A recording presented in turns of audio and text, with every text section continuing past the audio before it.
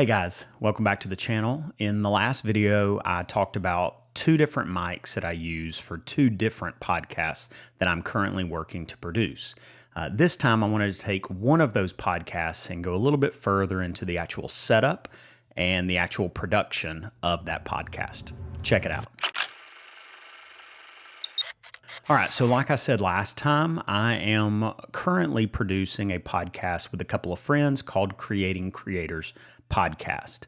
Again, this podcast is about our journey as content creators, how we encourage one another, challenge each other, learn a lot along the way, make a lot of mistakes, and overall just enjoy the process of becoming content creators.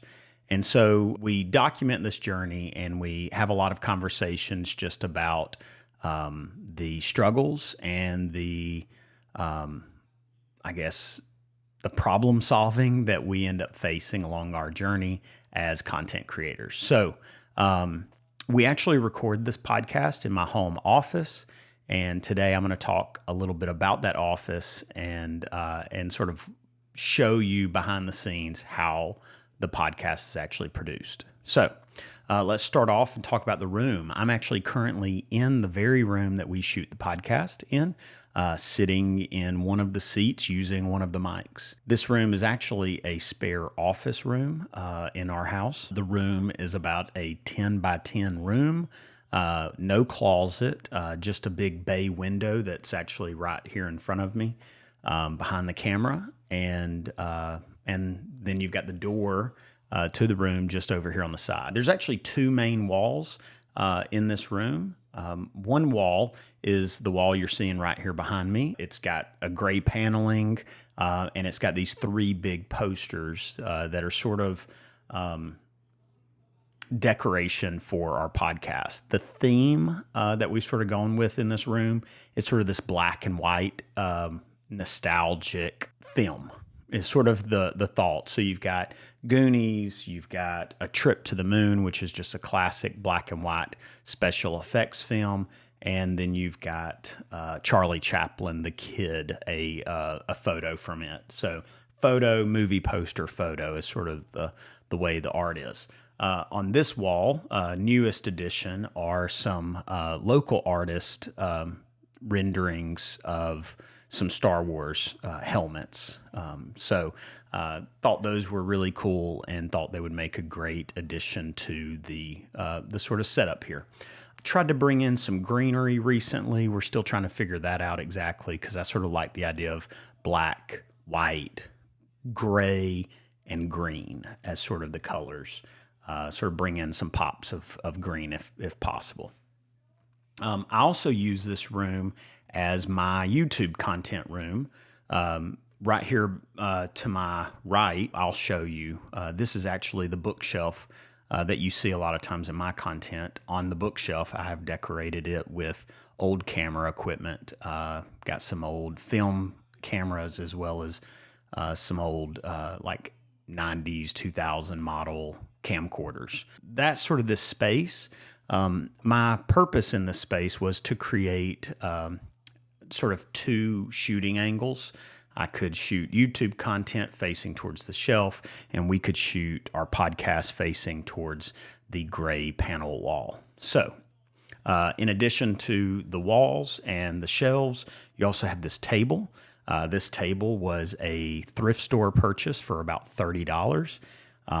It's not a beautiful table, but it's a functioning table. We've drilled holes in it to make, or we've drilled a hole in it for wire cord management. And I've also used, attached a few Velcro straps underneath to help manage some cords. And then we've got the chairs. We've got three, and that was my mistake in buying only three, but we've got three sort of desk chairs that were purchased from IKEA. They're some of the cheapest chairs you can get at IKEA, but they work wonderfully for what we're doing here. So now we'll start talking about the equipment, and we'll start off with lights. We actually use three main sources of light. One main light that sort of acts as an overall room fill light. we actually position just to the back right of camera. That light is actually used primarily as a fill light. It sort of just fills the whole room. We shoot it directly up into the ceiling. The ceiling being white just creates sort of a soft overall feel. So that's our primary room light. And then we actually use two other lights. One, you can actually see the cord right here. This light is actually hung on the wall. It's actually a flex light. This is a Westcott flex light, and this light just hangs just out of frame and creates more of a rim light for that you're actually seeing on me now. That light's used to create a rim light for Tyler and Jacob, my two friends that produce the podcast with me, and it actually acts as a key light for me when I'm sitting on the other side of the table. We have another light, which is a Neewer LED bicolor panel light. This is a really cheap, probably, $70, maybe a little bit more, a little bit less. And it's used pretty much the exact same way as the Westcott light is. It's actually positioned behind me on a C-stand, and it acts as a rim light for my head, and then also acts as a fill light for Jacob and Tyler when they're sitting on this side of the table. So those are the lights. The cameras, we actually use three Sony cameras. Two of the cameras are Sony A7Cs, and one camera is an A7 III. We have usually a middle shot that tries to get all three of us, or if we have a guest, four of us into one shot. And then we have an additional shot for my close-up, and if we have a guest, we include them in it. And then another shot to get Tyler and Jacob's sort of close-up shot. And usually we shoot the wide shot with a 20mm lens. We shoot Tyler and Jacob with a 35mm lens. And we shoot my shot, my angle, or my guest angle with a 24-70 lens, and the focal distance changes based on the need. So those are the cameras and those are the lens. We use pretty standard tripods, just the ones that I own and the ones that Jacob owns. So those are the cameras. Those are the lights. Now let's talk about sort of how we capture it. If you've ever worked with a multi-camera setup, then you know that shooting on three cameras is just a lot of work. It's a lot of work to capture each camera angle, and then it's a lot of work to put those camera angles together and then go back and rewatch and actually sync them up and then edit, cut back and forth. There's ways that Premiere Pro or DaVinci Resolve has allowed for multi-camera like editing or multi-camera compositions, but it's still a troublesome thing to do. So we tried to simplify the process, and the best way that we found to do this is to use an ATEM Mini Pro. And so the ATEM Mini Pro actually allows you to capture up to 4 HDMI inputs. And in our case, that's 3 cameras and 1 computer input. So we can do some screen capturing, basically. Let me explain one thing. So ATEM Mini is basically a capture card for 4 inputs. The ATEM Mini Pro gives you a multi-view out, and I think gives you a few other additional features. But this actual device is the ATEM Mini Pro ISO. And the ISO part allows you to record not only your actual edit, but it also allows you to record each individual input separately, whether it's the video input or audio inputs, or even the still images or anything like that. It captures all of those inputs, and it creates an actual edit that you can go back and re-edit, a DaVinci Resolve edit. And so this has been just a great way that we can, first of all, capture all of the inputs, because some of the cameras have record limits of 30 minutes, specifically the A7 III does, and this bypasses any record limit. It also allows us to potentially edit live by cutting from angle to angle, which Jacob has really done a great job of doing recently, even while we're producing. I use, and I'll talk about this later, but I use this same setup for the podcast One-on-One with Dr. Brooks, and I'm behind the camera, and I can actually switch live, which makes it a lot easier if you've got an additional person to actually produce the podcast rather than somebody on camera producing it. But Jacob's done a great job recently. So we use the ATEM Mini Pro, and we record into a hard drive. At one point, I used only solid state Samsung T5s, but more recently, I've begun using some LaCie hard drives. These aren't solid state; these are actual hard drives.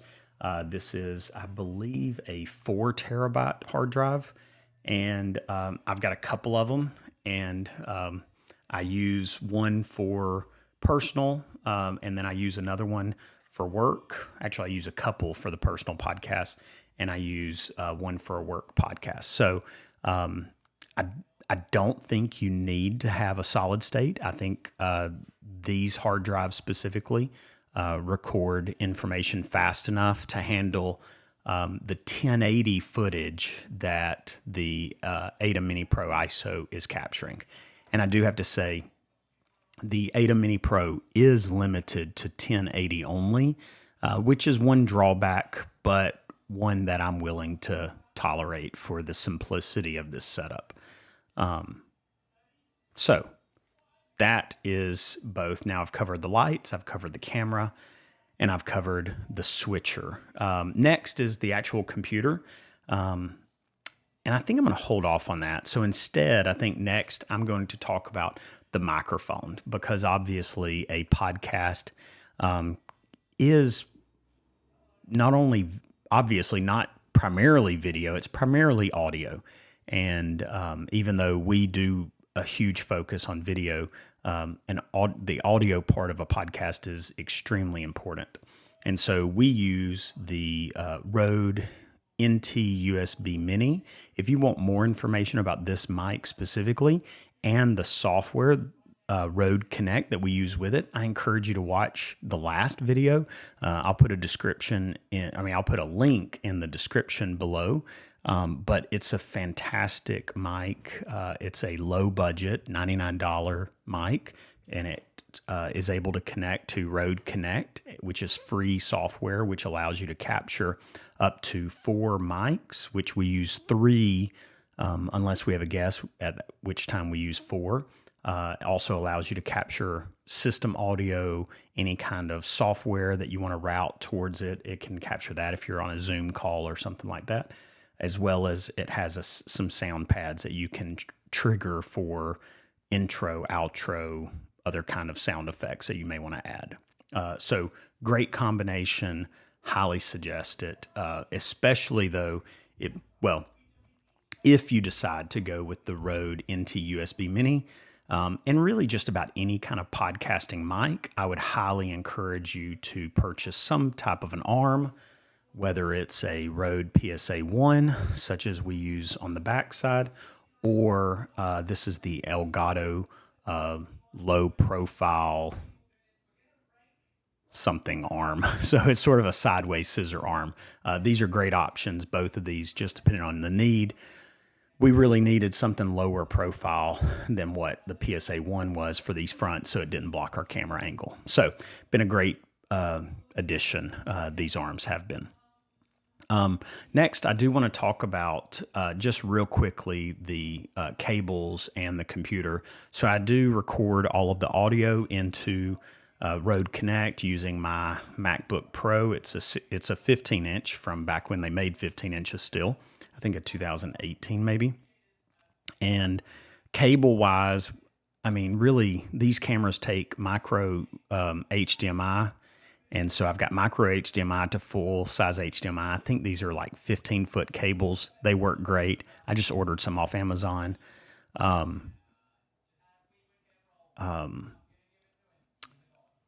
Nothing really special about them. In regards to the USB-C cables going into these mics, I do highly recommend that you use some higher quality USB-C cables. We were getting some noise in some of the old ones that we were using at one point, but these seem to be great.